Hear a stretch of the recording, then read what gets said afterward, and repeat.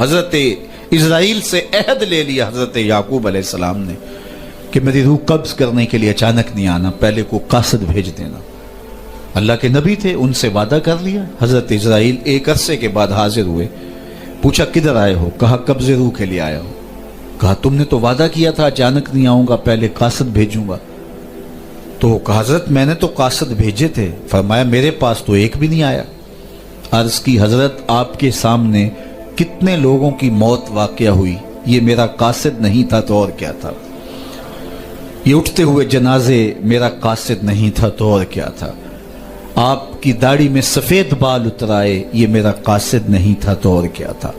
جب بینائی کم پڑنے لگے، جب اعضاء مدمحل ہو جائیں، جب چلتے ہوئے ٹھوکرے لگے، جب بولتے ہوئے لکنت آنے لگے، جب یادداشت کھونے لگے، تو سمجھ لو پیغام موت آ گیا۔ یہ ڈوبتا ہوا سورج ہمیں موت کا پیغام دے کے جا رہا ہے۔ دیکھو کیسا بھنگ پن تھا، کیسی دوپہر تھی، کیسی کرنوں کی تمازت اور حدت، شدت اور گرمی تھی، لیکن آج درد غروب سے زرد ہوا جا رہا ہوں۔ اتنی بڑی کائنات، اتنا بڑا منبع نور کا جو آسمان کے اوپر جگمگا رہا ہوتا ہے، درد غروب سے وہ بھی زرد ہو جاتا ہے۔ دیگرتے دن گیا محمد اوڑک نو ڈوب جانا۔ تو یہ ہمیں پیغام دیتا ہے میاں تم بھی جا رہے ہو۔ یہ پھیلے ہوئے قبرستان بتاتے ہیں۔ حضرت سیدنا غوث اعظم رضی اللہ تعالیٰ عنہ فرماتے ہیں جاؤ قبرستانوں میں جا کے دیکھو کیسے کیسے حسینوں کی مٹی خراب ہو رہی ہے۔ جو بدن پہ چٹکی بھی نہیں پڑنے دیتے تھے مٹی کی، آج ان کے کفن بھی تار تار ہو گئے ہیں۔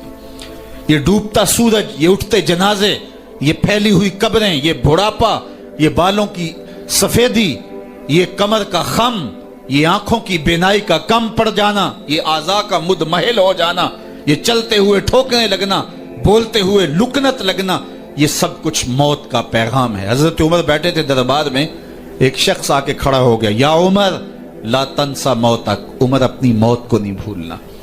حضرت عمر یوں کانپتے ہیں جس طرح بید کی شاخ کانپتی ہے۔ اللہ اکبر۔ کہا میاں روز آ جایا کر اور مجھے روز یہ میسج دے دیا کر۔ بھری بزم میں وہ آ کے کہتا ہے عمر موت کو نہیں بھولنا۔ مہینے کے بعد مشاہرہ بھی دیتے ہیں۔ ایک دن آیا، اس کا شکریہ ادا کیا، مشاہرہ دیا، آج کے بعد نہیں آنا۔ مجھ سے کوئی گستاخی ہو گئی؟ نہیں۔ کوئی اور شخص آنے لگا؟ نہیں۔ تذکیر موت کی ضرورت نہیں رہی؟ فرمایا نہیں۔ تو پھر مجھے چھٹی کیوں دی جا رہی ہے؟ تو حضرت عمر روئے، داڑھی پہ ہاتھ رکھا، ایک بال الگ کر کے کہا یہ دیکھ میری داڑھی میں سفید بال آ گیا، اب تیرے آنے کی ضرورت نہیں ہے، یہ بال ہی مجھے چین سے نہیں بیٹھنے دے گا۔ ہماری تو پوری داڑھی بھی سفید ہو جائے نا۔ میاں صاحب بولے ہڈیاں کمبن گوڈے کھڑکن تے اڑ گیا لک تیرا، اجے بھی بدیوں باز نہ آئوں جیو مرد دلیرا، فما اصبرہم علی النار۔ اللہ قرآن میں فرماتا ہے لوگوں کا آگ پہ کتنا حوصلہ ہے، کتنا حوصلہ ہے لوگوں کا آگ پہ۔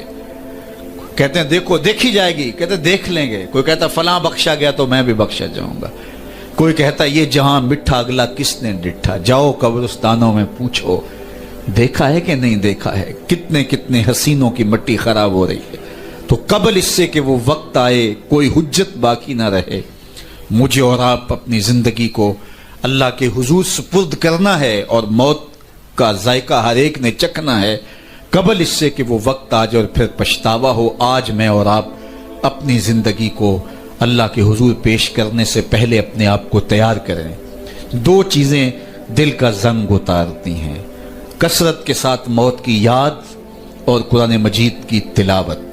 ادارت المصطفیٰ کی فکر لوگوں کو معاد سے جوڑنا اور کتاب اللہ سے ان کو مربوط کرنا ہے، اور اسی فکر کے اوپر ملک کے بلکہ دنیا کے ایک ایک گوشے پہ اس پیغام محبت کو پھیلایا جا رہا ہے، تاکہ اگر ہم اپنے دلوں کو مصفا کرنا چاہیں، اپنے باطن کی پاکیزگی اور طہارت کا سامان کرنا چاہیں، تو ہمیں یہ کرنا ہوگا۔ اور یہ نسخہ دلوں کی پاکیزگی کا، دلوں کی صفائی اور ستھرائی کا، یہ ہمارا کوئی ایجاد کردہ نسخہ نہیں ہے، یا کسی سنیاسی بابے کا نسخہ نہیں ہے، یہ دل و قلب و نگاہ کے مرشد اولین کا بتایا ہوا نسخہ ہے، دلوں کے طبیب کا بتایا ہوا نسخہ ہے کہ اگر آپ اپنے دل مصفا کرنا چاہیں، باطن صاف کرنا چاہیں، تو قرآن مجید کی تلاوت اور کثرت کے ساتھ موت کی یاد، یہ تمہارے دلوں کو پاک کر دے گی۔